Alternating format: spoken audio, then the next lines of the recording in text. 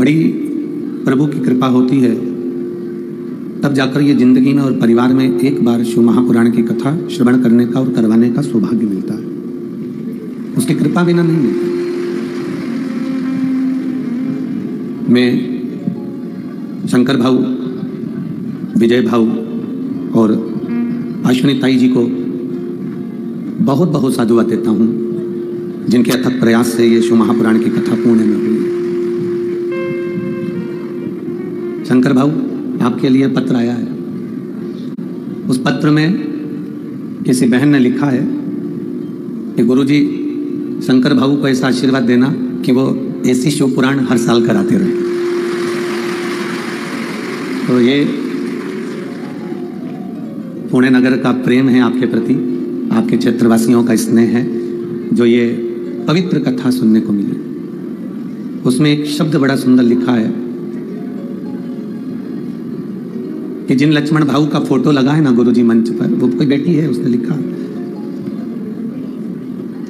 शायद इनको तो मालूम भी नहीं होगा, पर उस बेटी ने लिखा है कि जिनका फोटो लगा है उन्होंने मेरी पढ़ाई का पूरा खर्चा उठाया है, मैं उनको धन्यवाद देती हूँ। कोई पवित्र जीव होता है जो कुछ अच्छा करना भी जानता है, कुछ अच्छा कराना भी जानता है, कुछ अच्छा करने की ललकता भी होती है। पर जैसे बगीचे से अच्छा फूल हम तोड़ते हैं, उसी तरह वो परमात्मा भी संपूर्ण विश्व के बगीचे से एक अच्छे फूल को वो भी स्वीकार करना चाहता है।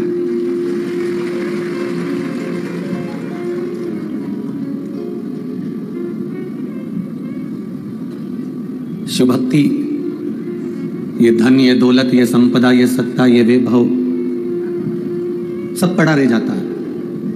पर आपने जो भजन किया है, आपने जो कीर्तन किया है, आपने जो मंत्र जाप किया है, और जगताप परिवार ने जो ये शिव महापुराण की कथा करवाई है, ये अटल है। शरीर रहे ना रहे, वैभव रहे ना रहे, पर आपने जो ये जगताप परिवार ने जो शिव महापुराण की कथा करवाई, ये पुणे के निवासी कभी जिंदगी में नहीं भूल पाएंगे, क्योंकि उनके प्रेम की कथा, इसने है वश कथा।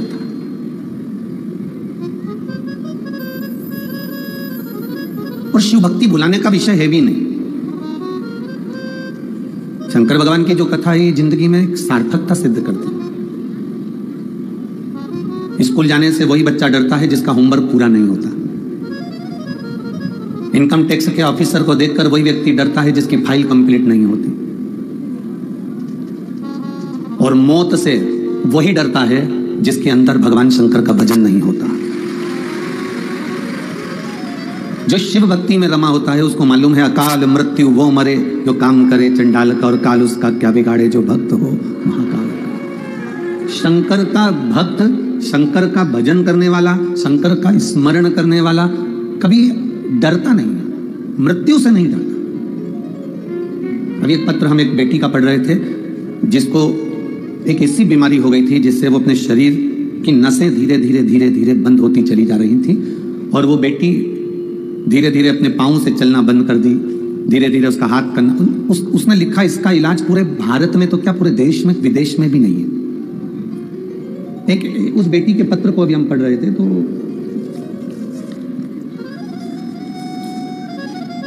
उस बेटी का पहले तो आप एलईडी पर अगर देख रहे हो या आस्था चैनल पर देख रहे हो तो उस बेटी का फोटो देखिएगा कि बेटी कितनी छोटी है। और अगर आप मोबाइल पर कथा सुन रहे हो तो मोबाइल पर, आस्था चैनल पर कथा सुन रहे हो तो आस्था चैनल पर, और अगर एलईडी पर देख रहे हो तो एलईडी पर। उस बेटी का पहले फोटो देखो, बेटी कितनी सुंदर, और उसके शरीर ने काम करना बंद कर दिया। उसके पाँव ने, हाथ ने काम करना बंद कर दिया, और वो पाँव भी काम नहीं कर रहा उसका, और हाथ भी काम नहीं कर रहा। अब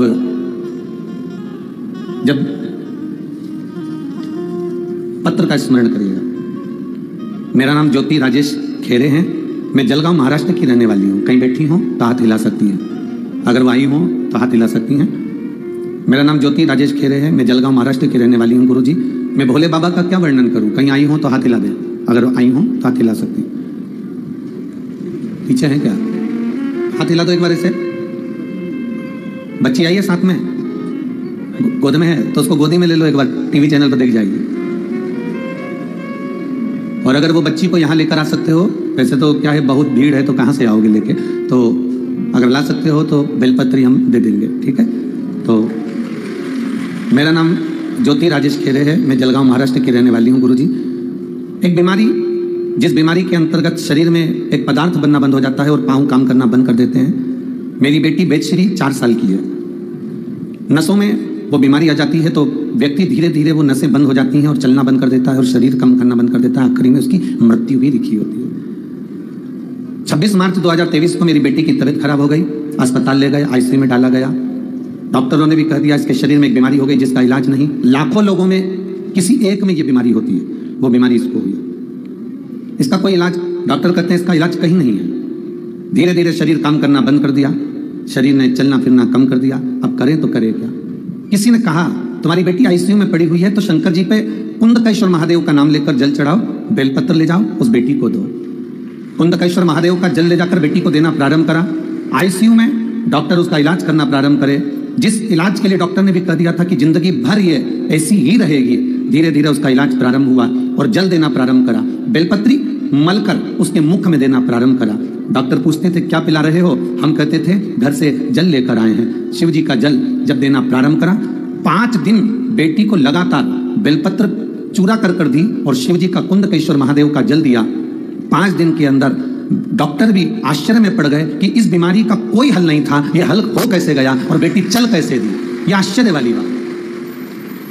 मैं बेटी का दूसरा फोटो लगा रही हूं जिसमें बेटी पूर्ण तरह से स्वस्थ हुई है। यह बेटी का दूसरा फोटो है, आप एलईडी पर आस्था चैनल पर देख रहे हैं, जिसमें बेटी वापस स्वस्थ हुई है। शिव तत्व, शंकर, ओघड़ी, ये स्वस्थ होने के बाद का और ये जब पांव हाथ बेकार हो गए थे उस समय का शिव तत्व है। तेरी कृपा बिना न हिले एक भी अणु, लेते हैं श्वास तेरी कृपा से तनु तनु। बखान क्या करूं मैं राखों के ढेर का, चपटी भगोत में खजाना कुबेर का। हे गंगधार मुक्ति द्वार ओमकार तू, भोले ओमकार तू। आयो शरण तिया शंभु तार तार। बाबा की कृपा, करुणा, उसकी उदारता, उसकी दया। पत्र में एक बात बहुत अच्छी लिखी गुरुजी, जब सब साथ छोड़ दे, उस पत्र में इस बेटी ने लिखा है, इस माँ ने लिखा है, जब सब साथ छोड़ दें तब हाथ पकड़ने के लिए एक सबसे भारी है और वो मेरा कुबेरेश्वर महादेव, मेरा महाकाल बाबा सबसे भारी। ये दृढ़ता है हमारी, ये विश्वास है हमारी, ये भक्ति है हमारी। और जब तक फिर कहेंगे स्कूल जाने से वो बच्चा डरता है जिसका होमवर्क पूरा नहीं होता। इनकम टैक्स ऑफिसर को देखकर वो डरता है जिसकी फाइल कंप्लीट नहीं होती। और मौत को देखकर वो डरता है जिसको शिव पर भरोसा नहीं होता, शिव पर विश्वास नहीं। जो शिव पर भरोसा करा हुआ है, जो शिव पर विश्वास करा हुआ है, फिर डरना क्या है। फिर हम डरें तो डरें क्यों, किस लिए डरें। तेरी कृपा बिना ना हिले एक भी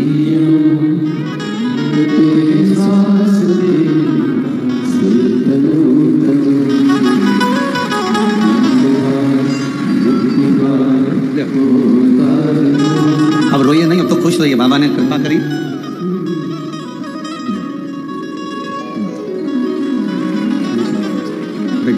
यहीं आगे बैठ जाना भाई। ये शिव तत्व है। ये वही बेटी है जिसको डॉक्टर ने कह दिया था कि ये जिंदगी भर चलेगी नहीं, क्योंकि बीमारी ऐसी है, रिपोर्टें ऐसी है, पर उसका भरोसा भारी है। मेरे बाबा दया करना, मैं तेरे भरोसे। मेरे बाबा दया करना,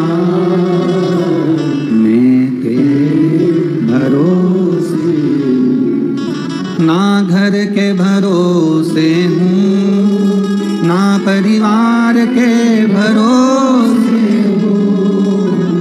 ना घर के भरोसे हो, ना परिवार के भरोसे हो, मेरे बाबा दया करना, मैं तेरे भरोसे, भोले बाबा दया करना, मैं तेरे भरोसे।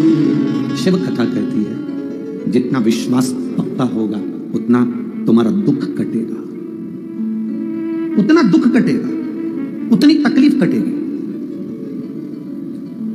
विधाता ने जो भाग्य में लिखा है वो तो होता है, विधि का विधान जो लिखा है वो तो होगा। तो फिर शिव पुराण काय को सुने अगर विधि का विधान होगा तो? भाग्य में लिखा हुआ यदि होगा तो फिर हम शिव पुराण क्यों सुने? उसका एक सुंदर चरित्र आता है। भागवत जी सुनिए आप लोगों ने, बोलो बोलो जरा सुनिए। उसमें राजा परीक्षित का चरित्र आता है। राजा परीक्षित को जब तक्षक नग डस लेता है तो उसके बच्चों का चरित्र आता है जन्मेजय का, जिन्होंने सर्प यज्ञ करा था।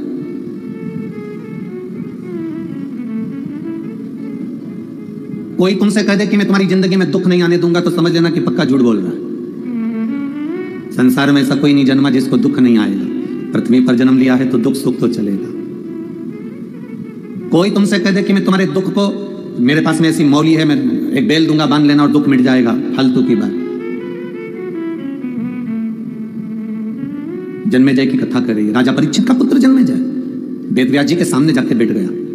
वेदव्यास जी को दंडवत प्रणाम करा जन्मेजय ने, और वेदव्यास जी को प्रणाम कर वेदव्यास जी से कहा कि मुझे एक बात समझ में नहीं आई गुरुजी। वेदव्यास जी ने पूछा कौन सी बात? भगवान कृष्ण थे, आप वेदव्यास जी थे, गुरु द्रोणाचार्य थे, भीष्म पितामह थे, इतने बड़े बड़े संत साधु सन्यासी तपस्वी साधक और बड़े बड़े भविष्य के वक्ता जो दूसरे का भाग्य देखकर बता दें, इतने बड़े बड़े भविष्य के वक्ता बैठे थे। उसके बाद भी पांडवों का और कौरवों का युद्ध हो गया। आपने वो युद्ध टाला नहीं, आपने वो युद्ध समाप्त नहीं किया।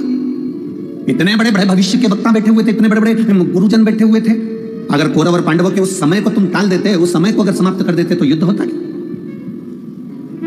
इतना बोलने के बाद में वेदव्यास जी ने कहा जो भाग्य में लिखा है वो तो होता है, विधि का विधान कोई नहीं टाल सकता। इतने में जन्मेजय, परीक्षित के पुत्र जन्मेजय ने कहा कैसे नहीं टाल सकता?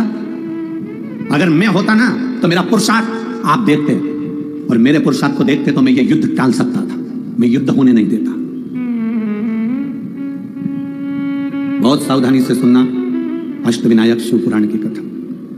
मैं होता तो इस युद्ध को नहीं होने देता, मैं होता तो ये सारा युद्ध टल जाता। वेदव्यास जी ने कहा यह कभी नहीं हो सकता, जो ललाट पर लिखा है उसको टालना बड़ा मुश्किल है, उसको समाप्त करना बड़ा मुश्किल है, उसको टालना बड़ा मुश्किल है। जन्मेजय ने कहा ऐसा नहीं हो सकता, अगर मैं होता ना उस समय पर मैं सब निपट लेता, युद्ध नहीं होने देता, मैं पक्का कह रहा हूं इतने लोग नहीं मरते। और तुम इतने बड़े बड़े संत बैठे थे, इतने बड़े बड़े गुरु बैठे थे, तो तुम युद्ध नहीं टाल सके। अब एक बात बताओ वेदव्यास जी, वेदव्यास जी आप भविष्यवक्ता हो ना, मेरे भविष्य की कोई बात बताओ जिसको मैं टाल कर बता सकता हूं। वेदव्यास जी ने कहा चलो ठीक है टाल कर बताओ। थोड़े समय के बाद जन्मेजय तू एक काले घोड़े पर बैठकर दक्षिण दिशा में जाएगा। दक्षिण दिशा में एक सुंदर स्त्री को देखेगा और वो स्त्री को देखकर तू राजमहल में लेकर आएगा। उस स्त्री से तू शादी कर लेगा, वो स्त्री तुझसे एक यज्ञ करवाएगी।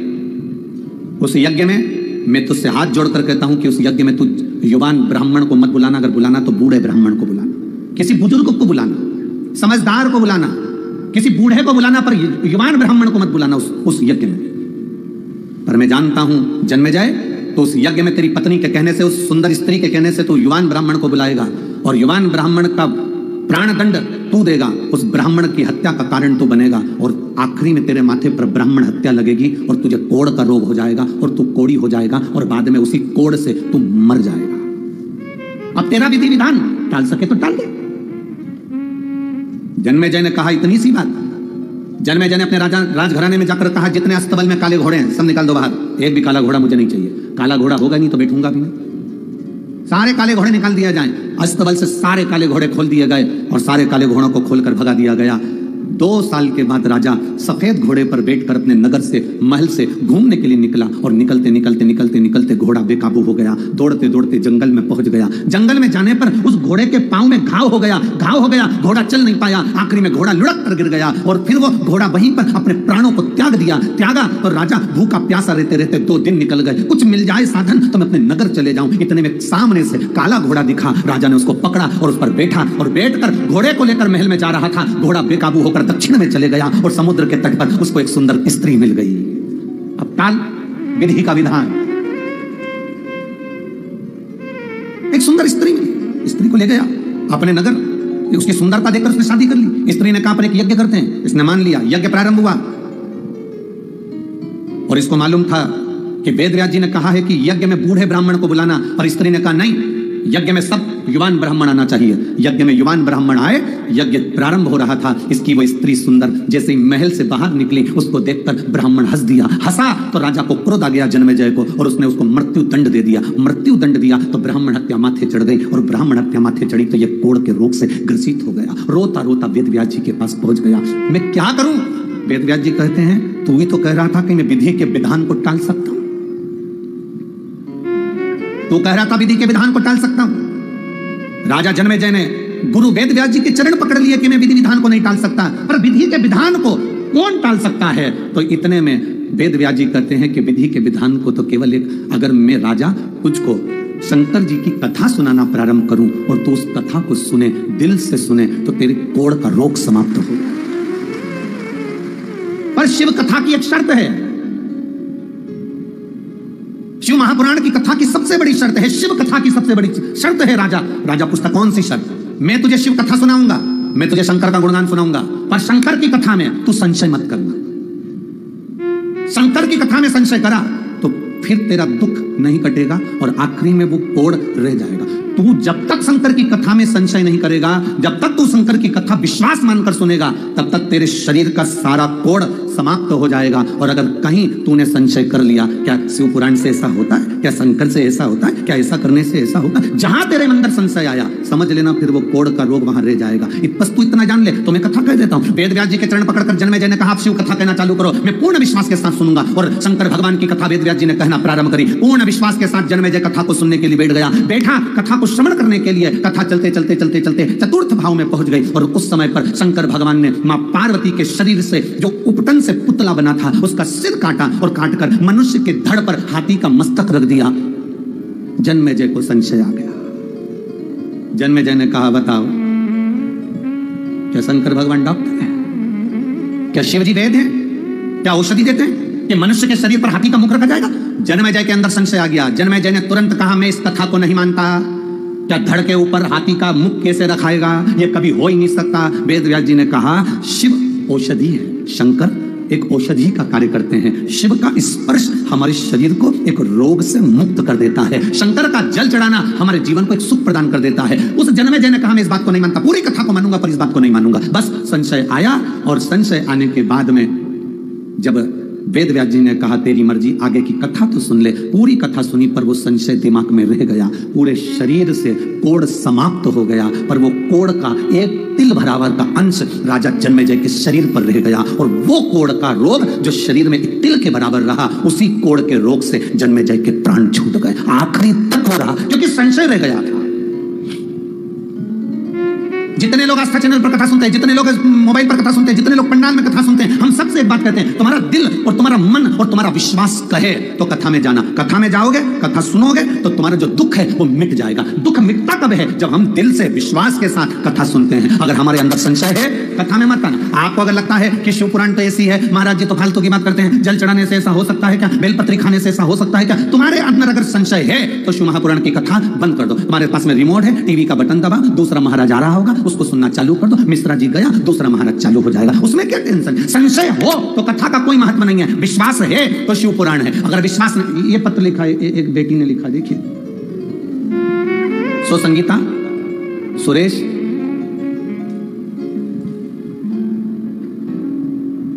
संगीता, सुरेश और तई श्रमिक नगर सतपुर नासिक से आए। कहीं बैठे हो तो हाथ हिला सकते हैं। अगर कहीं बैठे हो तो हाथ हिला सकते हैं।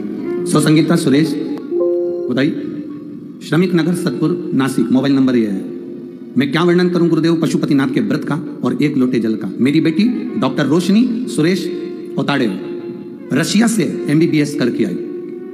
कहीं बैठी हो तो हाथ हिला सकते हैं। मेरी बेटी डॉक्टर रोशनी सुरेश ओताड़े रशिया से, कहीं बैठी हो तो हाथ हिला सकती हैं, रशिया से MBBS करके आई। पर गुरुदेव 2 बार एग्जाम देकर भी असफल रही, सफलता नहीं मिल पाई।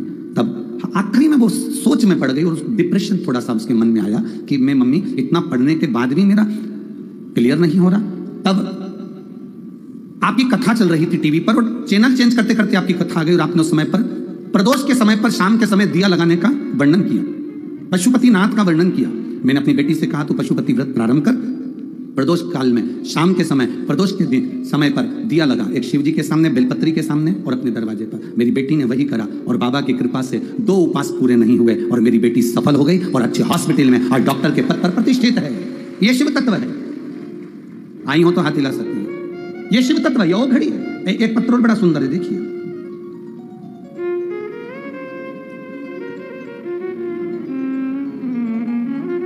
सुनीता नरेंद्र बानखेड़े,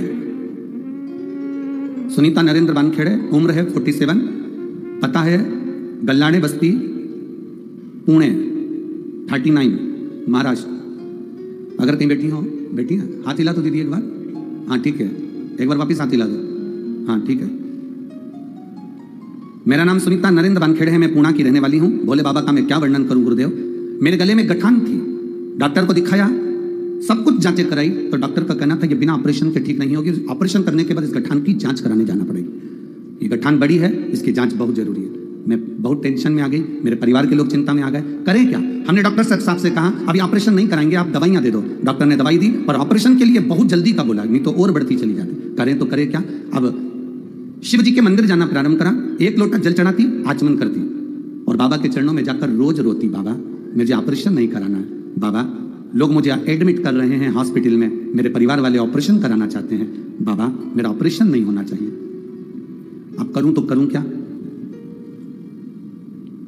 वापिस घर के लोग प्रेशर देने लगे कि ऑपरेशन कराओ चलो और उसकी जांच के लिए मुंबई भेजना है, करें तो करें क्या। अब बाबा के पास जाकर शिवलिंग का स्पर्श कर कर गुरुजी वही हाथ मेरे गले पर लगा लेती, जल चढ़ाकर कहती, वो सियोर वाला महाराज कहता है तू सबकी सुनता है तो मेरी नहीं सुनेगा, मैं भी तो तेरी बेटी हूं बाबा, मेरा गले में कोई बड़ा रोग ना हो जाए बाबा, मेरी गले की गठान आप गला दो ना। बाबा जल लेकर पीती, खूब रोती, घर आई दूसरी जांच के लिए। जब मुझे हॉस्पिटल लेकर गए डॉक्टर ने कहा अब तुम्हें ऑपरेशन की जरूरत नहीं है, तुम्हारी गांठ गल चुकी है। शिव तत्व है। अब ठीक हो बहन, हाँ दोनों हाथ हिला दो एक बार, आराम है ना, गांठ गल गई पूरी।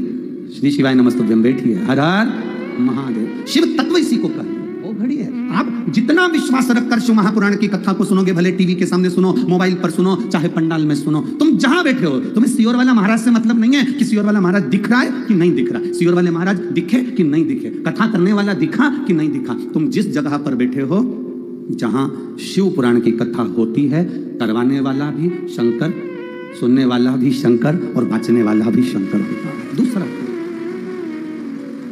शंकर भगवान सिद्ध हो गया कि कथा कराने वाला शंकर है, सिद्ध है। शिव तत्व की प्राप्ति इसी को कहते हैं।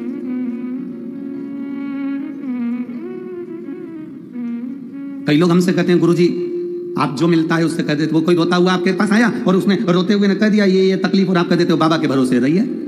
आपका इतना कहना और वो जाता है और उसको आराम लग जाता है, मतलब कुछ है क्या आपके पास में ऐसी कोई बूटी भभूति। हमने कब ना बूटी है ना भभूति है, हम भी उसके भरोसे रहते हैं और तुम भी उसके भरोसे रहो। इससे बढ़कर सुख और क्या हो सकता, क्या होगा इससे बढ़कर। खाली न जाता कोई दर से तुम्हारे, खाली न जाता कोई दर से खड़ी हूँ नन्ही बाहें पसार, अपने हृदय से लगा लो,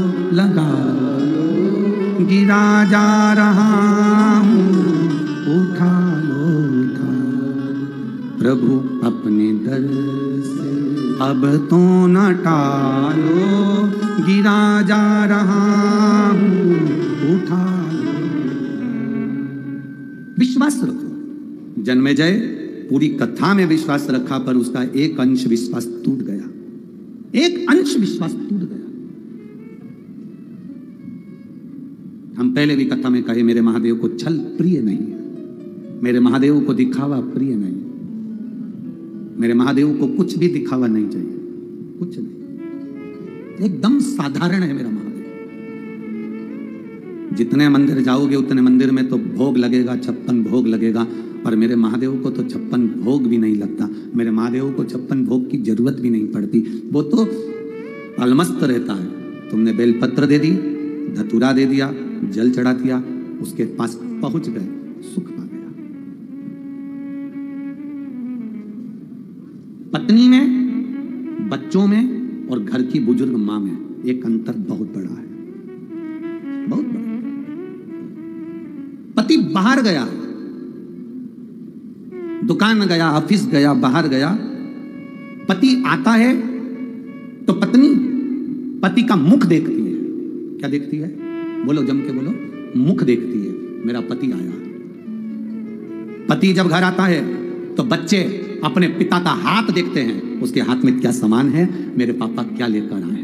पत्नी पति का मुख देखती है, बच्चे पिता का हाथ देखते हैं, और घर की बुजुर्ग मां अपने बेटे का पेट देखती है, मेरा बेटा भूखा तो नहीं। घर की बुजुर्ग मां पेट देखती है। हम दूसरे की बात नहीं कर सकते, पर मेरा महादेव, मेरा शिव, मेरा ओघड़े, मेरा शंकर, जब तुम जल चढ़ाने जाते हो, जल चढ़ाते समय तुम्हारे हाथ को मेरा महादेव पहचान जाता है, कितनी दुखी है, क्या दुख है, क्या तकलीफ है, क्या कष्ट है, मेरा महादेव जान जाता है। इलाज की शुरुआत हाथ से होती है भाई, होम्योपैथिक हो, आयुर्वेदिक हो, चाहे अंग्रेजी हो, सबकी जांच हाथ से चालू होती है। बोलो सही है कि गलत है? बीपी, शुगर, थायराइड, बुखार, सर्दी, खांसी, जो भी जांचना है बीमारी, डॉक्टर भी हाथ पकड़ेगा, आयुर्वेदिक भी हाथ पकड़ेगा, होम्योपैथिक वाला भी हाथ पकड़ेगा, जांच हाथ से चालू होती है। इसलिए आपसे बार बार कहते हैं कि 1 लोटा जल महादेव को चढ़ाने जाओ, क्योंकि ये जांच हाथ से होती है। महादेव जल चढ़ाते समय हाथ देख लेता है, इसको तकलीफ क्या है, इसको कष्ट क्या है, क्या दुख है, इसको वो हाथ से पहचान जाता है। डॉक्टर नाड़ी देखने के बाद भी मरते हुए को बचा नहीं सकता। बोलो सही है कि गलत है? डॉक्टर नाड़ी देखते हुए भी मरने वाले को बचा नहीं सकता, अगर वहां से आ गई तो। डॉक्टर नाड़ी पकड़कर मरने वाले को नहीं बचा सकता। भीम, अर्जुन, नकुल, सहदेव साड़ी देखकर भी द्रौपदी की साड़ी नहीं बचा पाए, ना बचा पाए। साड़ी खिंचा रही थी बड़ी सभा में और पांडव बैठे रहे, उसकी साड़ी नहीं बचा पाए। अंत समय में कोई तुम्हारे को बचाने वाला नहीं होगा, तब उस अंत समय में केवल एक होगा, जो तुमने शिव की कथा सुनी है, जो तुमने आराधना करी है, जो तुमने 1 लोटा जल महादेव को समर्पित करा है, तब वो। कल कथा में कहा था शंकर भगवान को श्रीफल नहीं चाहिए, शंकर भगवान को तुम्हारा कोई सामान नहीं चाहिए, शंकर भगवान को तुम अपना समय दो। ये अपने व्यस्त समय में से आप जितने बैठे हो ना, कोई फ्री नहीं हो। जितने आस्था चैनल पर लोग कथा सुन रहे हैं वो भी फ्री नहीं है। जितने मोबाइल पर, दुकान पर जो लोग कथा सुन रहे हैं ऑफिस में बैठकर, वो भी फ्री नहीं है। सबको काम पड़ा है। उसके बाद भी अपने व्यस्त समय में से आपने 3 घंटा देवाधिदेव महादेव को दिया, तो आपकी दुख की घड़ी में वो भी समय निकालेगा और आकर खड़ा हो जाएगा। आपकी दुख की घड़ी में वो आएगा, खड़ा होगा, आपकी दुख की घड़ी में वो भी समय देगा। और समय ही तो चाहिए, अंत समय में चाहिए क्या? डॉक्टर कह देगा अब हमारे हाथ में नहीं है, तो अब लोग क्या कहेंगे? कुछ कर दो भगवान, इनका समय बढ़ जाए। समय कौन बढ़ा सकता है? जिसको तुमने समय दिया।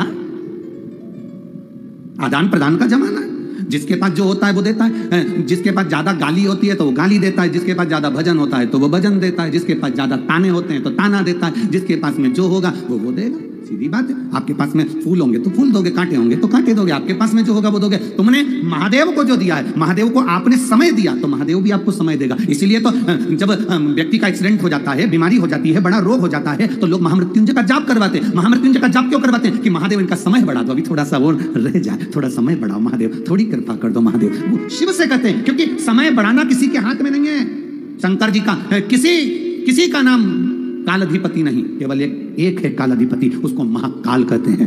काल अधिपति कहते हैं उसको। क्यों? वो बिना घड़ी के घड़ी बना देता है, वो बिना घड़ी के घड़ी देख लेता है और देख लेता है कि अभी इसको और थोड़ा सा चाहिए समय, तो वो यमराज से भी कह देता है ये मेरा भगत है, थोड़ा छोड़ दे और साल 2 साल निकाल चल।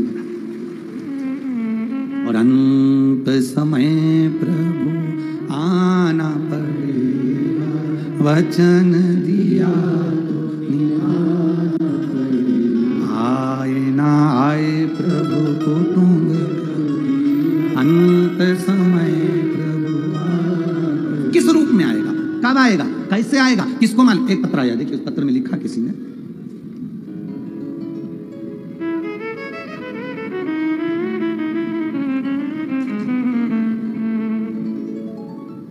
कमला सोनाकुल, कहीं बैठी हो हाथ हिला सकती हैं। कमला सोनाकुल पुणे की रहने वाली हूँ, मैं पुणे से हूँ। कमला सोनाकुल, कहीं बैठी हो तो हाथ हिला सकती हैं। कमला सोनाकुल, मैं पुणे की रहने वाली हूँ। आपकी कथा रोज आस्था चैनल पर देखती हूँ।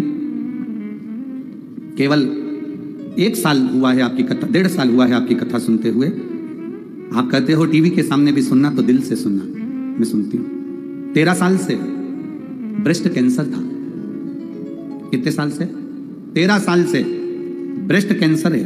मेरी हालत बहुत खराब रहती थी, ऑपरेशन भी बहुत हुए पर ठीक नहीं हुए। डॉक्टर ने कह दिया था, कोई जवाब दे दिया, कैंसर का कोई इलाज नहीं, अब हो गया जो। बच्चे दुखी रहे, कथा सुनना चालू करी, 13 साल कैंसर से निकाले।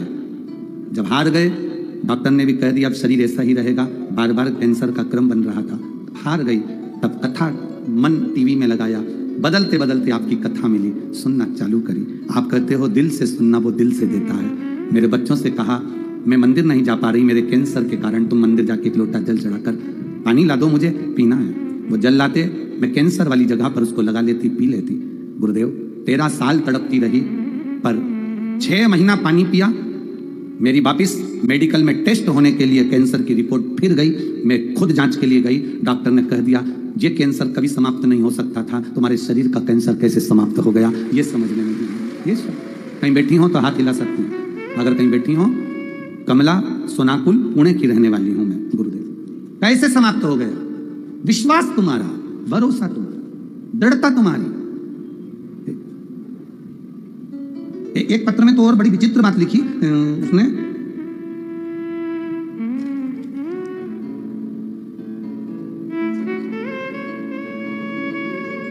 मैं धमणगांव तालुका जलकोट लातूर से आई हूं। मेरा नाम मेघा दंता नोगरे है।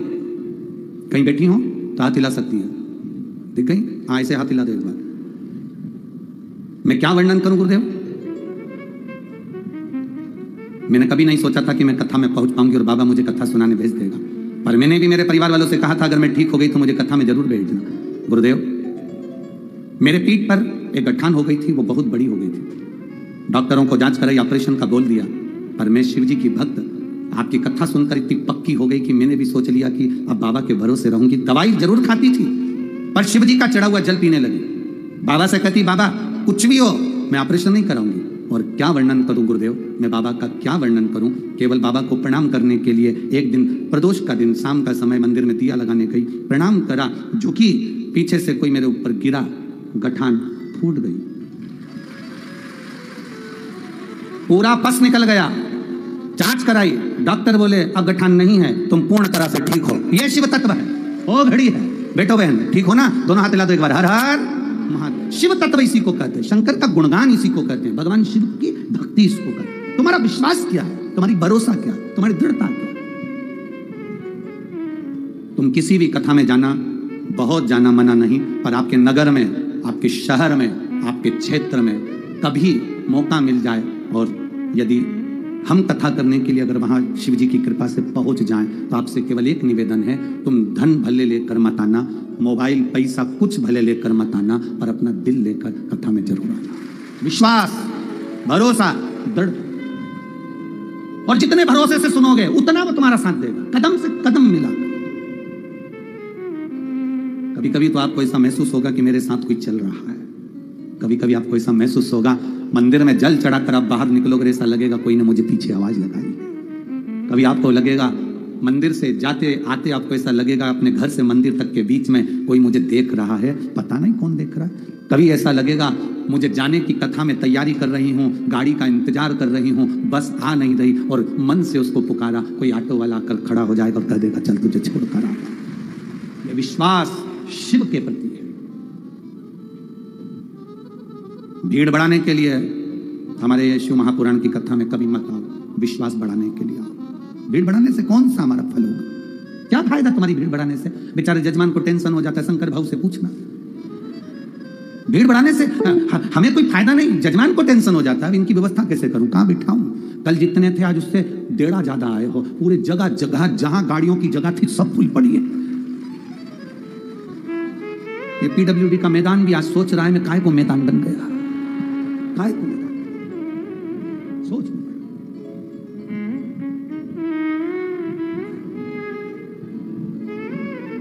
कल पुलिस के जवान बात कर रहे थे, इतना तो कोई मिनिस्टर फिनिस्टर आता है तो इकट्ठे नहीं होते, तो इकट्ठे कैसे होगा?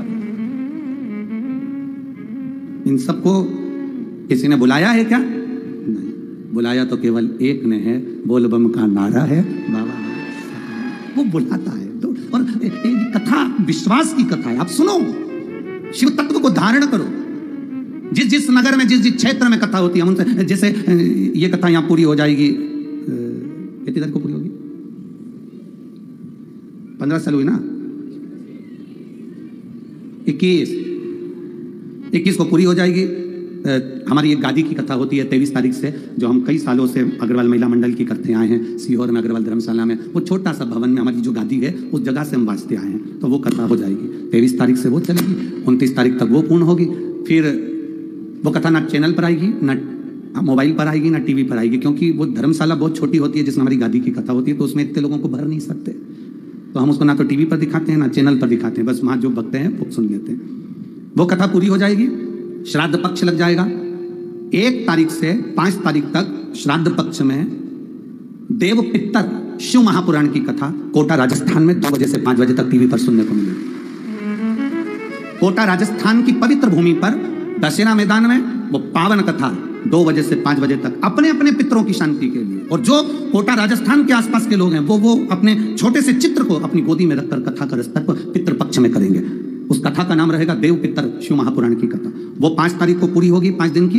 इसके बाद में 7 तारीख से 13 तारीख तक कथा छत्तीसगढ़ के शिवधाम कोड़िया में प्रारंभ हो जाएगी। 7 तारीख से 13 तारीख तक वो 7 दिन की पूरी शिव पुराण होगी, जिसको गो पितर शिव महापुराण की कथा का नाम दिया गया है। इन पितृपक्ष की कथा का जब भी आप स्मरण करें, आप अपने घर पर आस्था चैनल पर भी सुने, फेसबुक यूट्यूब पर भी श्रवण करें, तो अपने पितरों का स्मरण कर कर सुनना, पितरों का स्मरण। और अगर आप नियम से सुनने वाले हैं तो जरा सा 4 दाना चावल का हाथ में लेकर श्राद्ध पक्ष की कथा को जो आप सुन रहे हैं, चाहे देव पितर कथा 5 दिन की, चाहे श्राद्ध पक्ष की 7 दिन की कथा गौ पितर, 4 दाने चावल के लेकर उसको श्रवण कर कर वो चावल के दाने पक्षियों को अपनी छत पर कथा सुनने के बाद डालें। आपको जो लाभ होगा पितृपक्ष की कथा का, वो जिंदगी भर आप समझ नहीं पाएंगे कितना लाभ कैसे प्राप्त होगा। छत्तीसगढ़ में भी जो कथा है कोड़िया, शिवधाम कोड़िया में, उनसे भी निवेदन करेंगे, छत्तीसगढ़ वालों से भी, कि कथा का नियम बनाकर इस तत्व को ग्रहण करना, ये विश्वास के साथ सुनना कि कथा है क्या,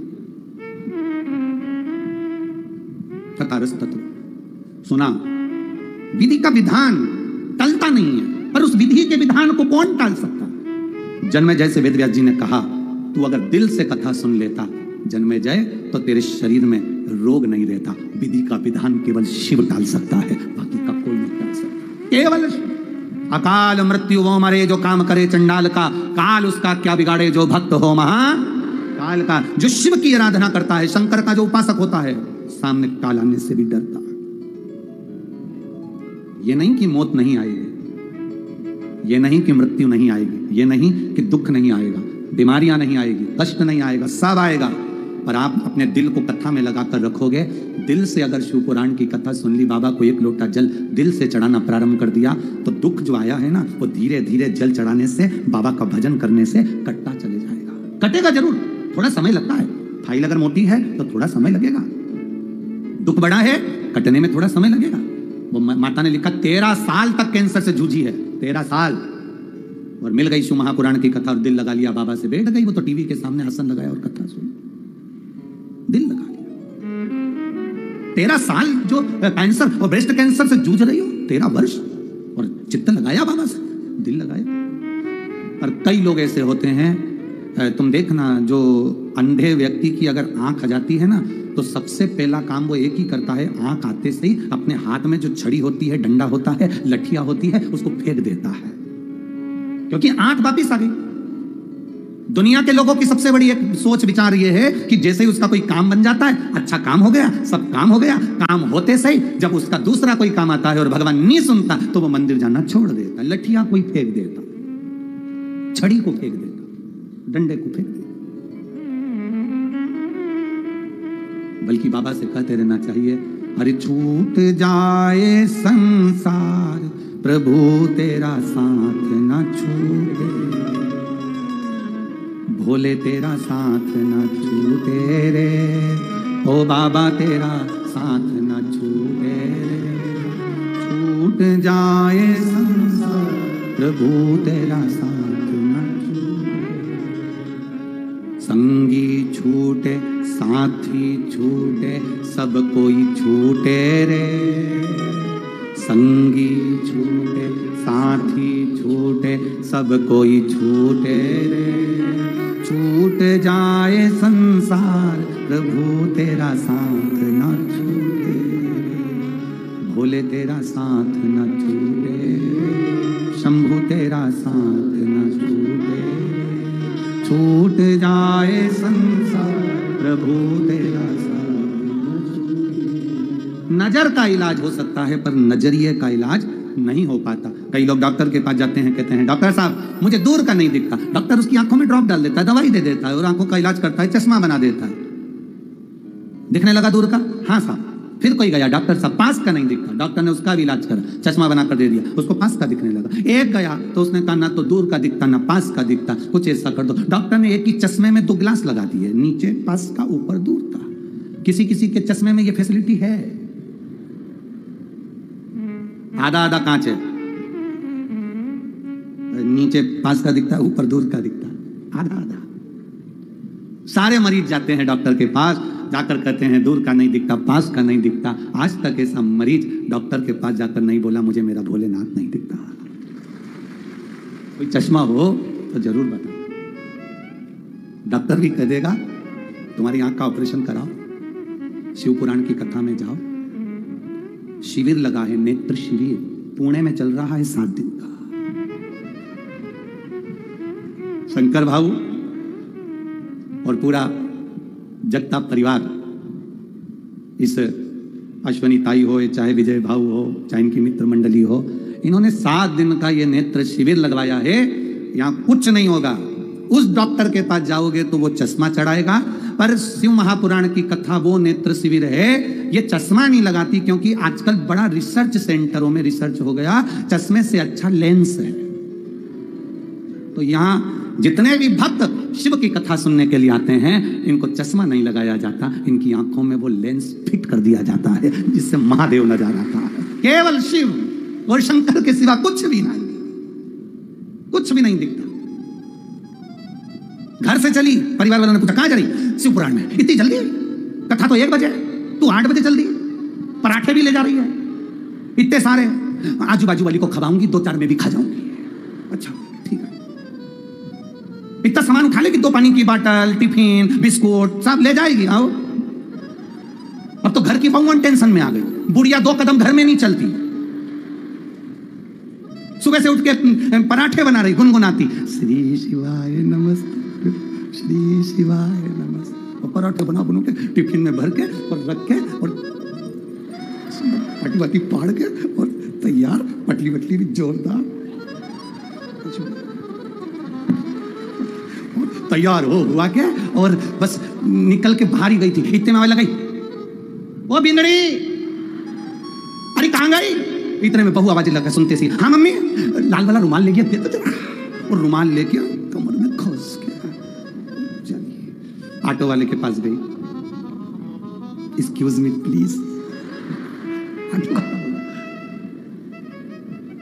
ऑटो वाले ने भी कह दिया आंटी नंबर 1। ऑटो वाला भी कहे तो क्या कहे, इतनी व्यस्त, और क्या मेरे को सांघवी पूरा एड्रेस तुम बोल लेना वो प्लीज, मेरे को सांगवी जाना है और कथा स्थल पहुंचना है। तो इतनी जल्दी क्या है? नहीं जल्दी जाना है, सब भर के बैठ जाएंगी, फिर मेरे को जगह नहीं मिलेगी। आंटी मेरे को भूख लग रही है, 8 बजे का टाइम है, नाश्ता कर लो, तू ऑटो चला, मेरे पास सब है। वो ऑटो चला और उन्हें पराठा निकाल के उसमें अचार लगा के फिंगर बना के उसके हाथ में पकड़ा दिया। ये क्या है? पूंगा। ऑटो वाला के इतनी जल्दी क्या है? बस तो ये वो कहते हैं ना, तुझसे मिलने के लिए तेरी कसम। बस अब दौड़ कर कथा पंडाल में जो आई तो सबसे पहले तो 1 नंबर गेट पे गई, कहीं पहचान वाला मिल जाए 1 नंबर से अंदर। वहां नहीं मिला तो फिर 2 नंबर गेट पे गई। फिर पुलिस वाले अंकल को देख के बोली आंटी, इतने में पुलिस वाले ने कहा, एक बात तो है महाराष्ट्र के पुलिस के लोग भी बहुत भावपूर्ण, शिव भक्त है साथ, भावपूर्ण। इतने में आंटी को देख कर कह दिया, काकी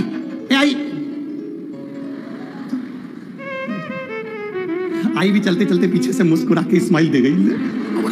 पुलिस वाला भी सोच में पड़ गया, कितनी भगवान की भगत है रे, और यहाँ आते सही जगह वाला देख के फिर बैठी अपना बढ़िया आसन वासन लगा के, और पड़ोसन से कल के गई थी तुम्हारे लिए पराठे लाऊंगी, तो पड़ोसन भी इतनी उस्ताद, उसके लिए जगह एक्स्ट्रा रखी। आते से बैठे, हम तो तुमको बता रहे हैं, तुम्हें कल अगर जगह संभालना है तो पराठे की बात याद रखना। जाते समय यहाँ बोल कर चली जाना, पड़ोसन कल आऊंगी ना मैं तेरे लिए पूरन पूरी बना के, तैयार सब तैयारी में बैठी। शिव कथा है और घड़ी है मेरा। शंभो शरण मांगू घड़ी दुख तारो दया कर। शिव तत्व को जानना, शिव की ओघड़ी को पहचानना, और जिस दिन शिव को पहचानेगा उस दिन जीवन का एक आनंद हो जाए, जीवन का।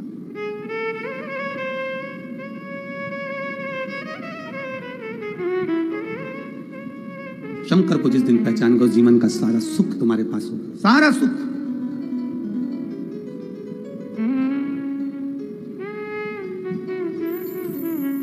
कहे अब दया करो है भोलेनाथ, मस्त रहूं तेरी मंगलकारी। शमशान वासी हमारा, शमशान वासी हमारा, ओ भोला सब दुख काटो, ओ भोला सब दुख काटो। भगवान शिव की कथा कर रही है। सुंदर मोर वन में, मोर गांव में एक स्त्री को जो रोता हुआ देखा था, बिलखता हुआ देखा था श्री नंदीश्वर ने,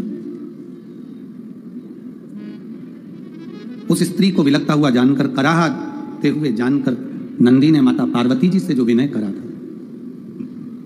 पार्वती जी ने नंदी को भेज दिया, जाओ नंदी कराह वन में जाकर जरा एक बार वापिस उस स्त्री से मिलो जो कभी तो नदी का रूप ले लेती है, कभी स्त्री का रूप ले लेती है। उन मोरों से मिलो जो कभी वृक्ष का रूप ले लेते हैं, कभी मोर का रूप ले लेते हैं। नंदी गए और नंदी ने जाकर उस मोर गांव के अंदर, मोर वन के अंतर्गत नंदी कुछ देर बैठे। स्त्री आई, वो करा रही थी, रो रही थी। फिर पूछा वापिस, नंदी ने आज वो स्त्री से पूछा, तेरे कराहने का कारण क्या, तेरे रोने का कारण क्या? कहा यहां एक असुर रहता है जिसका नाम सिंदूरासुर है। वो असुर बड़ा प्रबल है, एक युग पूरा होता है, दूसरे युग में वो दूसरा रूप ले लेता है, तीसरे युग में तीसरा रूप ले लेता है, चौथे युग में चौथा रूप ले लेता है। वो असुर बार बार रूप धारण करता है और बड़ा कष्ट प्रदान करता है। स्त्री ने कहा ये जितने वृक्ष हैं ये मोर का रूप लेते हैं, कभी वृक्ष का रूप लेते हैं, क्योंकि ये असुर बार बार कष्ट देता है। ये सिंदूरासुर बड़ा बड़ा प्रबल दैत्य है, हम बड़े दुखी हैं, बहुत कष्ट है। तुम शंकर जी के नंदी हो। उस कराह नदी ने कहा, उस कराह स्त्री ने, कराह नदी ने कहा, शंकर भगवान का नंदी हो, शंकर भगवान का गण हो, शंकर भगवान का नाम लेने वाला हो, चाहे शंकर भगवान की स्तुति करने वाला हो, चाहे शंकर भगवान के नाम का उच्चारण करने वाला हो, अगर उसका भी दर्शन इस पवित्र भूमि पर हो जाता है तो ना जाने कितने असुरों का संहार तो वैसे ही हो जाता है। वैसे ना जाने कितने असुरों का संहार हो जाता है। कभी आप स्मरण करिएगा, अगर आपके घर में गीता प्रेस गोरखपुर की शिव महापुराण की कथा हो या आपके पास पोथी हो तो उसमें पढ़ेंगे, विद्येश्वर संहिता में लिखा है कि श्री शिवाय नमस्तुभ्यम, ये बोलने वाले व्यक्ति का भी मात्र दर्शन हो जाता है, उसके चेहरे का, उसके मुख का भी दर्शन हो जाता है तो हजारों अश्वमेध यज्ञ का पुण्य फल प्राप्त हो जाता है और हमारे पाप कट जाते हैं।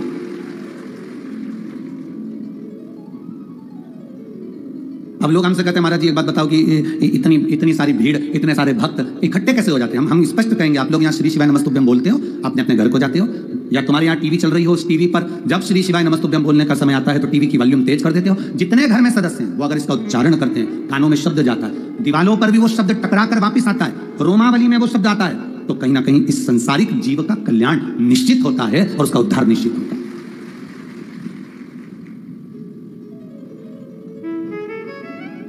भाई कुछ ना कुछ तो होता है ना, वो कहते हैं ना,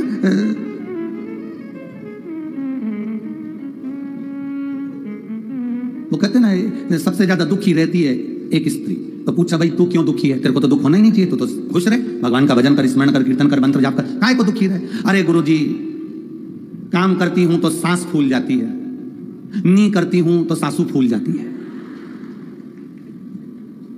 अब बताओ दुखी नहीं तो क्या? मैंने कहा कुछ भी मत कर, सांस पे भी ध्यान मत दे और सासू की गाली पर भी ध्यान मत दे। जब भी तू कोई काम कर, भगवान का नाम लेकर और विश्वास के साथ काम कर, तो ना सासू फूलेगी ना सांस फूलेगी। बस इतना जरूर है, अगर भगवान का नाम लेकर काम करेगी तो तू जरूर फूलेगी। भगवान की भक्ति में तो वैसे फूलना।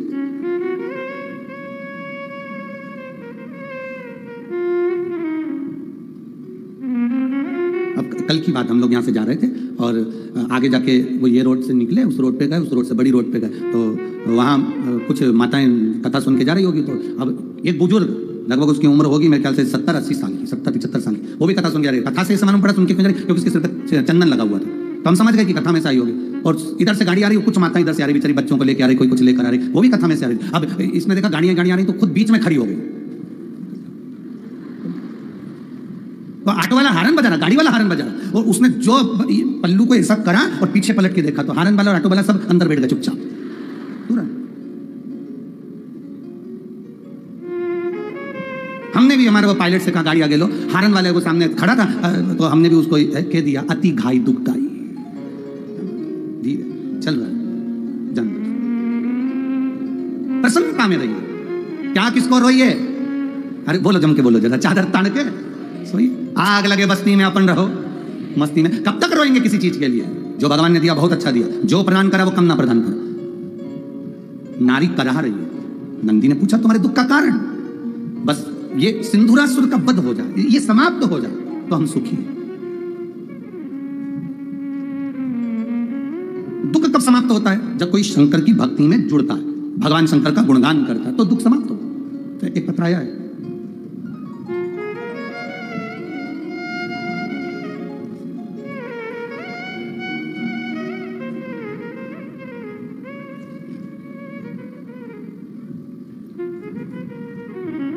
मेरा नाम सीमा झलवार है, मैं संतोष नगर कात्रज पुणे से आई हूँ। कहीं बैठी हो तो हाथ हिला सकती हैं, कहीं पर बैठी हो, बैठी हैं, हाथ हिला दो। बच्चा आया है साथ में, उसको गोदी में ले लो। मैं संतोष नगर कात्रज पुणे से आई हूँ, मेरा मोबाइल नंबर ये है। गुरुजी, मेरे बाबा का मैं क्या वर्णन करूँ? मेरा लड़का चलता नहीं था, बोलता नहीं था। गुरुदेव, लोग मुझ पे हंसते थे, औलाद भी जन्म दी तो ऐसी जन्म दी कि ना वो चलता है ना बोलता है।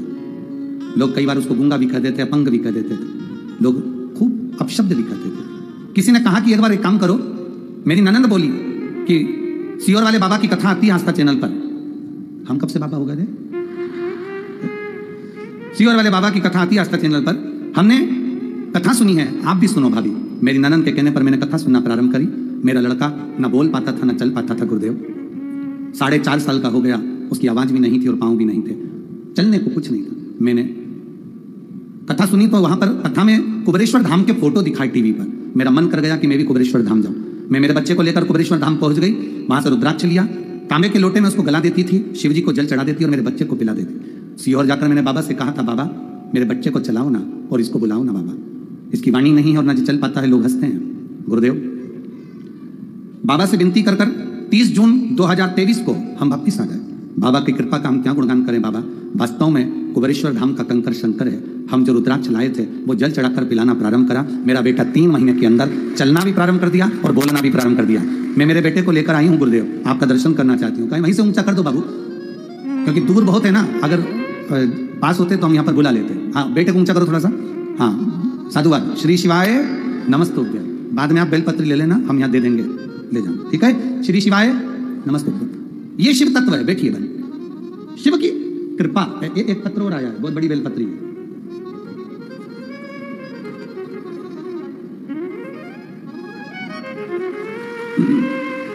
मेरा नाम सुवर्णा गणेश माने है, पति का नाम गणेश बाबा साहेब माने हैं। हम जामखेड़ गांव जिला अहमदनगर के रहवासी हैं। कहीं बैठी हो तो हाथ हिला सकती हैं, अगर कहीं बैठी हो तो हाथ हिला सकती हैं। अहमदनगर के जामखेड़ गांव जिला अहमदनगर के निवासी हैं। बाबा मैं क्या गुणगान करूं, शब्द नहीं। मेरी शादी को 19 साल हुए थे, मुझे संतान का सुख नहीं था गुरुदेव। सारे डॉक्टरों का इलाज करवाया, टेस्ट बेबी भी करवाया, ट्रीटमेंट पूरा करवाया, पर संतान का सुख नहीं था गुरुदेव। हमारी पड़ोसन बोली, पशुपतिनाथ का व्रत प्रारंभ कर दे, सफेद आंकड़े की जड़ का प्रयोग कर, तुम रुकेश्वर नाम लेकर सफेद आंकड़े की जड़ को बांध।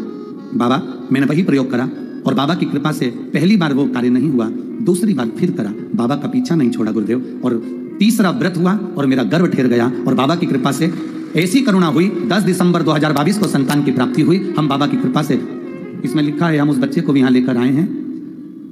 शिव कृपा बनी रहे। कहीं लाए हो तो आप गोदी में ले सकते हो, अगर हो तो हाथ हिला सकते हो। श्री शिवाय नमस्तुभ्यम। बच्चे का फोटो भी लगाया है, आप आस्था चैनल के माध्यम से, फेसबुक यूट्यूब के माध्यम से, LED के माध्यम से देख सकते हैं। शिव तत्व है, औघटी है शिव। तेरी कृपा बिना न हिले एक भी अणु, लेते हैं श्वास तेरी कृपा से।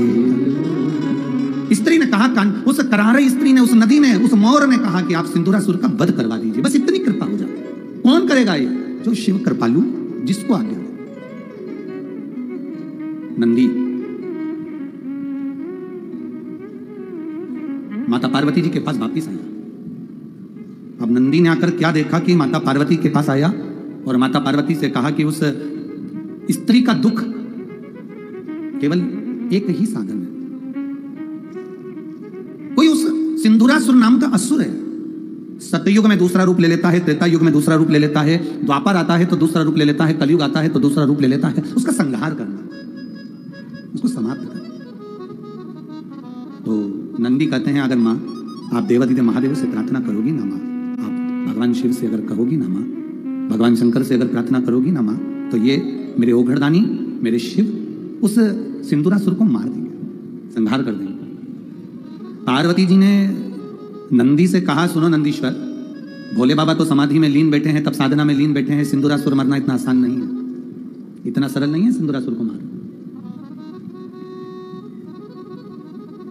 फिर करें क्या? पार्वती जी बोलती थोड़ी प्रतीक्षा करो। समय निकलता गया, नंदी फिर आ गया। गाय और बैल, इनकी आदत होती है, दरवाजे पर अगर रोटी मिल भी जाती है ना, रोटी खाकर चले भी जाते हैं, थोड़ी देर बाद में फिर वापिस आ जाते हैं। बोलो सही है कि गलत है? फिर आ जाते हैं। आपको लगता है कि मैंने अभी तो रोटी दी थी, फिर आकर खड़ा हो गया, फिर पहुंच गया, फिर आ गया तो वापिस ना ना। रोटी खाने के बाद गाय चली जाए, वापिस दरवाजे पर आकर खड़ी हो जाए, रोटी खाने के बाद बैल नंदी चला जाए, वापिस आकर दरवाजे पर खड़ा हो जाए, तो समझ लेना कि कुछ तकलीफ तुम्हारे जीवन में आने वाली है, जिसको वो गाय आकर खड़ी होकर रोक रही है, वो नंदी रोक रहा है, वो बैल रोक रहा है, वो रोक रहा है। बहन बेटी, गौ माता एक ऐसी होती है जो आने वाली तकलीफ को रोक देती है। तुम्हारे घर की बहन बेटियां अचानक तुम्हारे दरवाजे पर आ जाए, तुम ये मत सोचना कि 500 का लिफाफा देना पड़ेगा, 100 का लिफाफा देना, ना ना ना। बहन बेटियां अचानक आ जाए, समझ लेना। कोई बहन बेटी से पूछे, जी जी आज कैसे आ गई? कहाँ जा रही थी? तो बहन बेटी कहते मैं इधर जा रही थी तो मेरा मन करा तो मैं मम्मी से मिलने, पापा से मिलने, भैया से मिलने, भाभी से मिलने, बच्चों से मिलने, भतीजा भतीजे से मिलने मैं आ गई। अचानक अगर बहन बेटी आ जाए, अचानक गौ माता आ जाए, समझ लो कोई काल आने वाला था, उसको टालने के लिए बहन बेटी और गौ माता आ गई, अचानक आ गई है। छत्तीसगढ़ में जो 7 तारीख से 13 तारीख तक पितृपक्ष में जो कथा सुनेंगे अपन, उस कथा को जब हम श्रवण करेंगे, गो पितर शिव महापुराण की कथा है, गो पितर, उसको श्रवण करना कि गाय को रोटी क्यों दी जाती है। ये पोला का त्योहार यहां मनाते हैं महाराष्ट्र में, बैल की पूजन, ये त्योहार क्यों मनाया जाता है? धर्म की पूजन, बैल की पूजन, नंदी की पूजन क्यों होती है? क्यों शंकर भगवान ने नंदी को अपने पास में रखा? शंकर जी पे जल चढ़ाने वाले को पितृदोष क्यों नहीं लगता? कारण क्या है?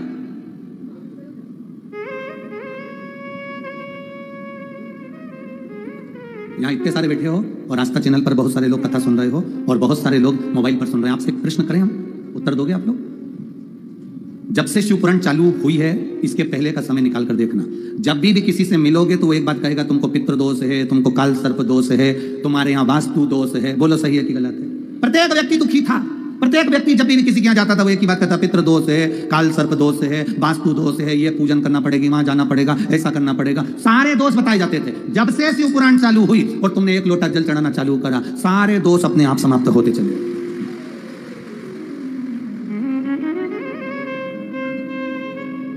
अब दुनिया के लोगों को कोई दोष नजर नहीं आता, बस एक ही दोष नजर आता है, सियोर वाला महाराज है, ये दोष। अब लोगों को ना तो पितृ दोष दिख रहा है, ना काल सर्प दोष दिख रहा है, ना वास्तु दोष दिख रहा है। पहले कितना लोग वास्तु दोष देखते थे, यहाँ का पाइप तोड़ो, यहाँ निकालो, सीढ़ी यहाँ से निकाल दो, रसोई घर यहाँ बना दो, छत यहाँ बना दो, छज्जा यहाँ बना दो। अब कहाँ गया? शंकर को जल चढ़ाने पर 3 दोष समाप्त हो जाते हैं। पहला काल सर्प दोष, दूसरा पितृ दोष और तीसरा वास्तु दोष अपने आप समाप्त होता चले जाता है। तीनों दोष समाप्त। अब सुनने को मिलता है तुमको? अरे बोलो तो जरा जम के, अब सुनने को कहीं मिलता है? नहीं। क्यों? अब तो एक ही चीज सुनने को मिलती है, सारी समस्या का हल, एक लोटा जल, श्री शिवाय नमस्तुभ्यं, बोल बम का नारा है, बाबा एक सहारा। इसके सिवाय अगर कोई कुछ बोल भी देता है तो लोग कह देते हैं हमारे को हमारे महादेव पर पूरा भरोसा है, हमारी नैया डूबेगी नहीं, वो हाथ पकड़कर पार लगा देगा, ये निश्चित है, ये विश्वास जागा है, ये भरोसा जागा है। तो आप अगर कोटा राजस्थान की 1 तारीख से 5 तारीख तक कथा सुन रहे हो, 2 बजे से 5 बजे तक, तो उसमें भी आप स्मरण करेंगे देव पितर क्या होते हैं। देव पितर क्या? वो कौन से पितर हैं जिनकी आराधना देवता भी करते हैं?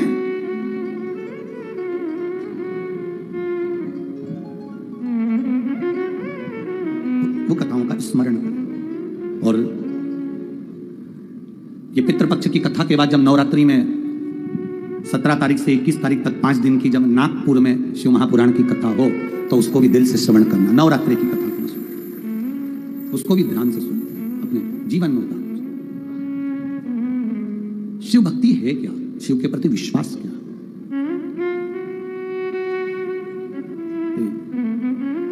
नंदी पार्वती जी के पास आकर बोले सिंदूरासुर मरेगा कैसे? भगवान माता पार्वती जी ने कहा भोलेनाथ जी तो तब साधना में लीन है, इनको मारना कठिन, अब ये इनको जगाए कौन, और ये जागेंगे नहीं तब तक सिंदूरासुर मरेगा नहीं, तो फिर करूं क्या? पार्वती जी के आगे नंदी मस्तक झुकाकर बैठ गया। आप दुख मिटा सकते, आप कष्ट मिटा सकते, दुनिया का ऐसा कौन सा दुख है जो मां नहीं मिटा सकती? आप मिटा सकते, ठीक है। तब में लीन हो गई मेरी मां पार्वती, तब में साधना में लीन हो गई मेरी मां। 1 वर्ष निकल गया पर माता ने नेत्र नहीं खोले। देवादिदेव महादेव तो उससे पहले से बैठे हुए थे। 1 वर्ष कराहा नदी कराहा रही है, मोर चिल्ला रहे हैं, वृक्ष पुकार रहे हैं। नंदी स्तुब्ध होकर मां के सामने बैठ गया। मेरे सिर पर रख दो अपना, मस्त रहूं तेरी मस्ती। मां कृपा करो, दया करो, मां करुणा करो। शिव और शक्ति में कोई भेद नहीं है, शिव और शक्ति में कोई भेद नहीं है। लोग कह देते हैं देवी जी अलग है और शंकर जी अलग है। शिव महापुराण कभी नहीं कहती कि देवी जी अलग और शंकर जी अलग है, ये दोनों एक ही हैं। शिव और शक्ति एक है, देवी और शंकर। माता रानी का दर्शन, आप में से कई माताएं ऐसी होंगी जो शंकर भगवान का स्मरण कम करती होंगी, देवी जी की पूजन ज्यादा करती होंगी। कोई अगर दुर्गा जी की पूजन कर रहा है, कोई देवी जी की पूजन कर रहा है, कोई राधा राधा जप रहा है, कोई सीता सीता जप रहा है, कोई अनसुईया अरुंधति को जप रहा है, कोई रुक्मणी को जप रहा है, कोई राधा का स्मरण कर रहा है। तो स्मरण करने वाले को ध्यान रखना है कि राधा का स्मरण करना, राधा राधा बोलना भी शिव ही बोलने के बराबर है। शंकर का ही गुणगान। अब आप लोग कहोगे, कई लोग हमारे ऊपर उंगली भी उठाएंगे कि तुमने कैसे कह दिया कि राधा बोलोगे तो शंकर का नाम है और शंकर बोलोगे तो राधा का नाम। तुम कैसे कह दिया? देवी भागवत उठाइए और देवी भागवत को अच्छे से पढ़िए। देवी भागवत को अच्छे से पढ़ना, विष्णु पुराण को पढ़ना, गर्ग संहिता को पढ़ना, शिव महापुराण को पढ़ना।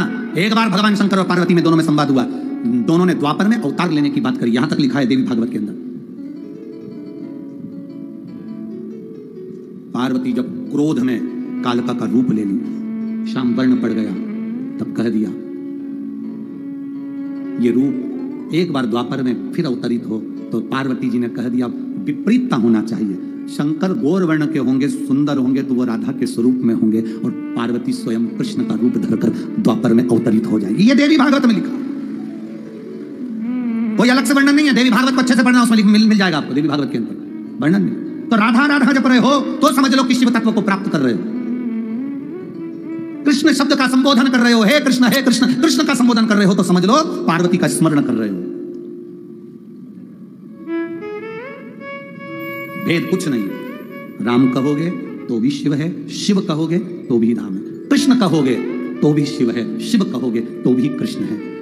देवी दुर्गा भवानी कहोगे तो भी शिव है, शिव कहोगे तो भी दुर्गा भवानी है। यहां भेद नहीं। हरि विठ्ठल कहोगे तो भी रुक्मणी है और रुक्मणी कहोगे तो भी हरि विठ्ठल ही है। पांडुरंगा कह लो चाहे विठ्ठल।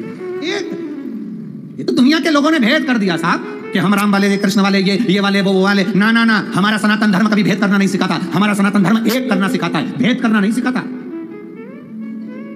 सनातन धर्म में भेद नहीं करा जाता कि ये राम वाले, ये कृष्ण वाले, ये वाले, वो वाले। ना ना, सनातन धर्म कभी भेद करना नहीं सिखाता। सनातन धर्म एक करना सिखाता कि हम सब सनातनी हैं।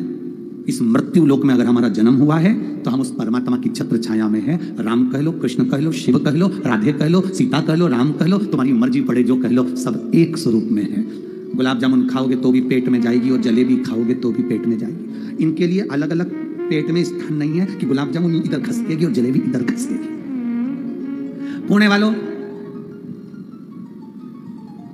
तुम्हारे इधर अगर ऐसा होता हो तो बात दूसरी है कि पूरन पोली इधर रहना चाहिए और आमठी इधर और मिर्ची का ठेसा।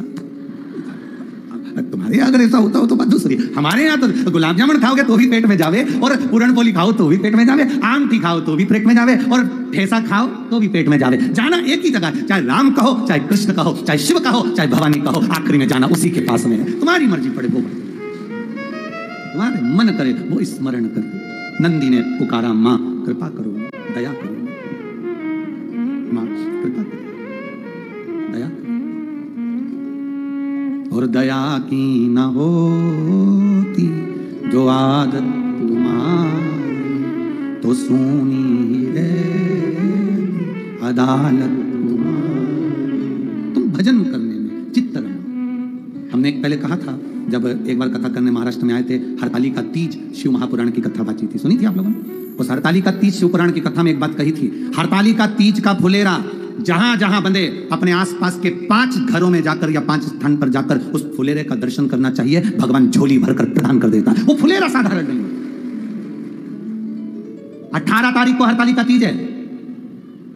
उस हरतालिका तीज के दिन आपके नगर में जहां फुलेरा बंधे, माताएं जहां पूजन करे वहां दिल से पूजन करें, स्मरण करें। आप 5 फुलेरे का दर्शन कर आइए, 5 फुलेरे का। हम तो शंकर भाऊ से कहेंगे प्रयास करना। शंकर भाऊ से हम तो कह सकते हैं कि 18 तारीख को एक फुलेरा थोड़ा ऊंचा इस पे मेरे शंकर पर भी लगवा दें, प्रयास करना। आपके यहाँ तो फूल भी बड़े सुंदर सुंदर आते हैं, हमारे यहाँ तो एक ही फूल बड़ा भारी है, वो ब्यूटीफुल शंकर है। 18 तारीख को जब कथा रहे, अब कल से तो कथा वही कितनी बजे है, 2 बजे से 5 बजे तक, तो आज ही थी 1 से 4। तो जब फुलेरा बंधे 18 तारीख को जब कथा चले तो उस पर भी एक फुलेरा बाबा का रहे, मेरे शंभू पर रहे, जिससे पूरा विश्व दर्शन कर कर कृतार्थ हो जाए। कृतार्थ फुलेरे का दर्शन करना चाहिए। आप हरतालिका तीज का व्रत नहीं भी करते हो, आप हरतालिका तीज का व्रत नहीं भी करते, चाहे आप ब्राह्मण हो, क्षत्रिय हो, वैश्य हो, शूद्र हो, जो हो आप, हमें उससे मतलब नहीं। आप हो तो सनातनी ना। अगर आप शंकर जी का हरतालिका तीज का व्रत नहीं करते, कोई कहता है हम सतुआ तीज करते, कोई कहता है हम वाली तीज करते, कोई कहता है हरियाली तीज करते, हमें उससे मतलब नहीं। हमारा निवेदन है आप कोई सी भी तीज करते हो, पर हरतालिका तीज के दिन किसी भी वृक्ष की, 5 वृक्ष की भी अगर पत्ती का स्पर्श या फूल आपने शंकर जी के मंदिर में या जहां पर फुलेरा बंधा है, जिस घर में हरतालिका तीज हो रही है, वहां पर अगर समर्पित भी कर दिया तो वो सुख प्रदान करने वाला, आनंद देने वाला होगा। हरतालिका तीज का दर्शन अवश्य करें, भले आप व्रत करें ना करें। मेरा पुरुषों से भी निवेदन है, ये जरूरी नहीं कि ये लेडीजों का त्योहार, ना ना ना ना, लेडीजों का त्योहार नहीं। हरतालिका तीज तो सबके लिए, बच्चों से लेकर बड़े तक के लिए। तुम जो कामना कर कर 5 फुलेरे का दर्शन करो, लिख कर रखना कि अगले साल वो तुमने पाया कि नहीं पाया, उसका सुख तुम्हें मिला कि नहीं मिला, उसका आनंद तुम्हें मिला कि नहीं, सुख प्राप्त। हरतालिका 18 तारीख को हरतालिका तीज का स्मरण। तो यहाँ नंदी बैठे इंतजार कर रहे हैं। पार्वती मैया ने अपने तेज बल से, मां जगत जननी ने अपने तेज बल से, माता जगत जननी पार्वती ने अपने तेज बल से उसी समय पर भगवान नारायण से, भगवान शंकर की एक आनंद के साथ प्रार्थना करी। नारायण ने कहा मैं सिंदूरासुर का वध नहीं कर सकता, शंकर के अंश के रूप में, तुम्हारे अंश से अगर विनायक प्रकट हो जाते हैं तो वो ये सिंदूरासुर को मार सकते हैं। पार्वती माता ने विनायक को अपने ही स्वरूप से, अपने ही अंग से प्रकट कर लिया और प्रकट कर कर विनायक से कहा, विनायक ये मोर पर बैठ, तू, तेरा नाम मयूरेश्वर होगा। मोर पर बैठ, मोर वन में जा, मोर वन में जा, मोर गांव में जा और मयूरेश्वर बनकर जाकर सिंदूरासुर का वध कर। श्री विनायक मयूरेश्वर को, उस सिंदूरासुर को मारने के लिए जब गए, एक सतयुग, एक त्रेता, एक द्वापर, एक कलयुग पूरा निकल गया तो भी वो मर नहीं पाया। सिंदूरासुर मरा क्यों? गणेश जी उसको मारने का प्रयास करते थे, मयूरेश्वर भगवान विनायक उसको मारने का प्रयास करते थे। जब उसको मारने का प्रयास करते थे तब वो दूसरा जैसे युग आता था तो वो अपना रूप चेंज कर लेता था, रूप बदल लेता था।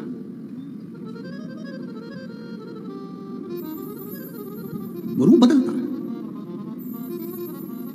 विनायक को लगा सतयुग निकल गया, त्रेता निकल गया, द्वापर निकल गया, कलयुग निकल गया, ये मरेगा कैसे? जब तुमको लगने लगे कि कहीं ना कहीं तकलीफ में फंसे हुए हो, संशय में हो, तब उस जगह पर घर के जो बुजुर्ग होते हैं, घर के जो बड़े होते हैं, घर में जो गुरु होते हैं, जो घर का बड़ा होता है, बुजुर्ग होता है, कोई श्रेष्ठ होता है, उसके पास थोड़ी देर जाकर बैठना, वो निर्णय जरूर देगा। वो देगा नहीं, पर किसी अच्छे के पास जाकर बैठना जो सही निर्णय दे दे। किसी ऐसे वैसे के पास जाकर होता है। एक व्यक्ति बहुत तनाव में रहता था, बहुत डिप्रेशन में रहता था, बहुत तनाव में दिन भर तनाव में रहता, दिन भर टेंशन में और तनाव में रहता। वो इतना तनाव में रहता, एक बार डॉक्टर को दिखाने गया, उसके घर के लोग डॉक्टर को दिखाने ले गए तो डॉक्टर साहब ने पूछ लिया, तुम्हें इतना तनाव रहता है तो तुम इतने तनाव में क्या करते हो? तो कहा मैं जब जब तनाव में ज्यादा रहता हूं तो मंदिर चले जाता हूं। डॉक्टर खुश हो गया, तनाव में रहते हो तो मंदिर चले जाते हो, बहुत अच्छी बात है। मंदिर जाकर क्या करते हो?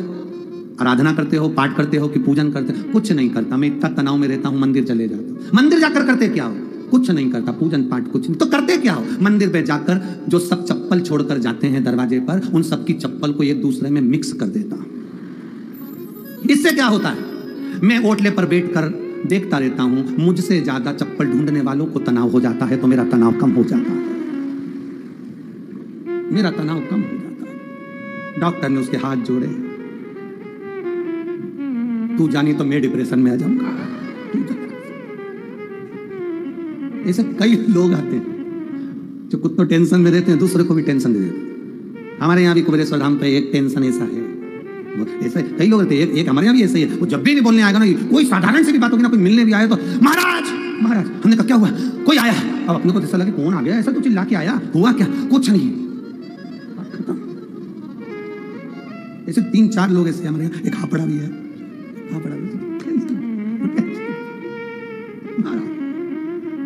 अच्छा इन लोगों के बिना कुबेरेश्वर धाम पे लगता भी अच्छा नहीं है, फिर ऐसा लगता है थोड़ा जब भी बोले ऐसा। हल्की सी पानी की बूंद गिरी बारिश की और वो अंदर आके चिल्ला के, बहुत तेज पानी आ रहा है, बहुत तेज। इतने में हमने कहा जितने भी लोग बाहर हैं उनको सबको बोल दो अंदर हो जाए, टीन शेड में हो जाए, जाओ जल्दी बोलो। थोड़ी देर बाद हम जब बाहर निकलते तो एक भी पानी की बूंद नहीं। वो पूछो उसको बुला के, इधर तू तो कहता बहुत तेज आया था, चले गया। ऐसे कई लोग बहुत टेंशन देते, बहुत। कई लोग तो समझ जाते हैं इनको कि ये टेंशन देंगे। जैसे कई पतियों की आदत रहती है, ऑफिस से घर आते हैं और उनको मालूम है जाऊंगा और सुनना पड़ेगा, तो पहले से वो तैयार होके आते हैं, 2 कॉफी और चाय पी के। बाजार से जाते हैं तो बड़ा पाव खा के जाते हैं। वो इसलिए जाते हैं क्योंकि यहाँ से बड़ा पाव खाकर चले जाओ, वहां वो भाव खाएगी, क्या मतलब?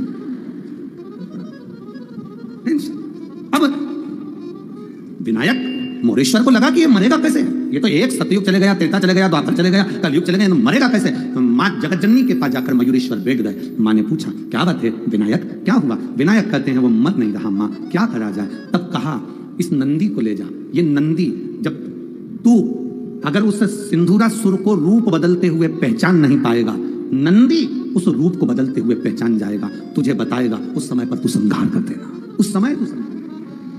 अभी कथा में कहा था नंदी दरवाजे पर आ जाए, गौ माता दरवाजे पर आ जाए, समझ लेना वो काल को हरने आए। हमें नहीं दिखता, धर्मराज को दिख जाता है। हमारे यहाँ महाराष्ट्र में पोला की पूजन होती है, बेलों की पूजन, क्योंकि वो देख लेते हैं, काल को भी सम्मुख से देख लेते हैं कि कुछ दुख आने वाला है। तो वो नंदी की पूजन, धर्म की पूजन, बेल की पूजन क्यों होती है, गौ माता की पूजन क्यों होती है, उसका कारण वो काल को भी देख लेते हैं कि। तो यहाँ जैसे सिंदूरासुर ने रूप बदला और मयूरेश्वर भगवान विनायक ने उस सिंदूरासुर का वध कर दिया, नंदी ने बस इशारा करा और वध करा। पूरे भारत की भूमि पर केवल एक अष्ट विनायक में से एक विनायक मयूरेश्वर ऐसे हैं जिनके दरवाजे पर नंदी बैठा हुआ है।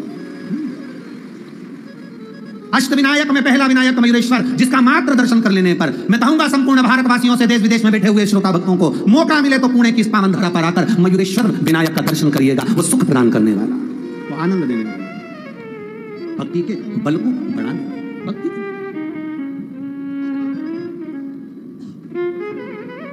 सिंदूरासुर का जब प्राण छूट गए, देवादिदेव महादेव की समाधि टूट गई, शिवजी आए, मां जगतजननी साथ में, मोर पर बैठे हुए भगवान गणेश को देखा, विनायक को देखा। विनायक अपनी माता के साथ जाने लगे तो शंकर भगवान ने कहा नहीं नहीं नहीं नहीं विनायक तुम नहीं जाओगे, संसार का हित करने के लिए और संपूर्ण ब्रह्मांड के कल्याण के लिए, संसार मनुष्य के दुख को काटने के लिए तुम मयूर पर ही इस मोर गांव में मयूरेश्वर बनकर विराजमान रहोगे और तुम मयूरेश्वर विनायक के रूप में पूजे जाओगे। संपूर्ण ब्रह्मांड में तुम आनंद पाओ। बैठो, बैठो। माता की गोद में बैठने के लिए मयूरेश्वर विनायक ने छोटा सा रूप रख लिया था, छोटा सा रूप। इसलिए गणेश जी की वो मूर्ति तो बहुत छोटी है, अब सिंदूर लगा लगा कर भले बड़ी हो गई है, पर स्वरूप छोटा है। मयूरेश्वर गणेश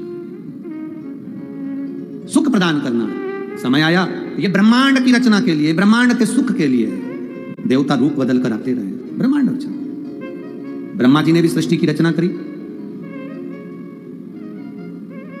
और अर्धनारीश्वर स्वरूप में भगवान शंकर जी ने दर्शन दिया है। भगवान ब्रह्मा जी के सम्मुख में अर्धनारीश्वर भगवान पधार रहे हैं। जोरदार ताली बजाकर स्वागत करें, अर्धनारीश्वर भगवान पधार रहे हैं। बोल काशी विश्वनाथ भगवान की। अर्धनारीश्वर भगवान ने ब्रह्मा जी को दर्शन दिया है। भाव से आज दूसरे दिन की कथा यहाँ पर विराम की ओर जा रही है। कल कथा का समय 2 बजे से 5 बजे तक रहेगा, ध्यान देंगे। 1 अक्टूबर से 5 अक्टूबर तक 2 बजे से 5 बजे तक कोटा राजस्थान दशहरा मैदान में शिव महापुराण की कथा, देवपितर शिव महापुराण की कथा श्रवण करेंगे। 7 अक्टूबर से 13 अक्टूबर तक 7 दिन की शिवधाम कोड़िया छत्तीसगढ़ से 2 दिन की कथा 2 बजे से 5 बजे तक रहेगी कोड़िया में, और बाकी के समय 1 बजे से 4 बजे तक रहेगा कोड़िया में। तो छत्तीसगढ़ की कथा 7 अक्टूबर से 13 अक्टूबर तक दो पितर शिव महापुराण की कथा श्रवण करेंगे पितृपक्ष में। 17 अक्टूबर से 21 अक्टूबर तक नागपुर महाराष्ट्र में 5 दिवसीय नवरात्रि में शिव महापुराण की कथा श्रवण करेंगे। बाबा देवादिदेव महादेव की अविरल भक्ति को प्राप्त करेंगे। बड़े भाव के साथ आप सब पावन कथा का रसतत्व ग्रहण करेंगे। 23 सितंबर से 7 दिवसीय कथा का जो क्रम हमारे सीहोर में अग्रवाल महिला मंडल का होता रहा है, वो कथा 2 बजे से 5 बजे तक अग्रवाल धर्मशाला में रहेगी। पर उसमें धर्मशाला में इतनी जगह नहीं, इसलिए आप अपने अपने घर पर ही उस समय पर रहें और आनंद लें। श्री शिवाय नमस्तुभ्यं। हर हर महादेव। जय जय श्री राधे। सभी भक्तों को हर हर महादेव सदा जैसे गीता श्री शिवाय नमस्तुभ्यम। व्यासपीठ को नमन करते हुए हम सबके प्रिय, हम सबके लाडले ठाकुर कल्लू जी महाराज के चरणों में नमन करते हुए, परम सत्य परम आदरणीय विश्वविख्यात पूज्य गुरुदेव के पावन चरणों को नमन करते हुए, और आप सभी शिव भक्तों के चरणों में नमन करते हुए सुंदर आज दूसरे दिवस की कथा हम सभी ने श्रवण करी। कल सुबह कथा का दोपहर 2 बजे से शाम 5 बजे तक रहेगा। इसी क्रम में आरती का क्रम हो चुका है, आरती का समय हो चुका है। आरती में हम सभी सम्मिलित होंगे। जिन भक्तों के नाम मंच से लिए जाएंगे वह तीसरे मंच पर बता रहे। श्री अरुण जी कुलथे, चंदा ताई जी कुलथे, श्री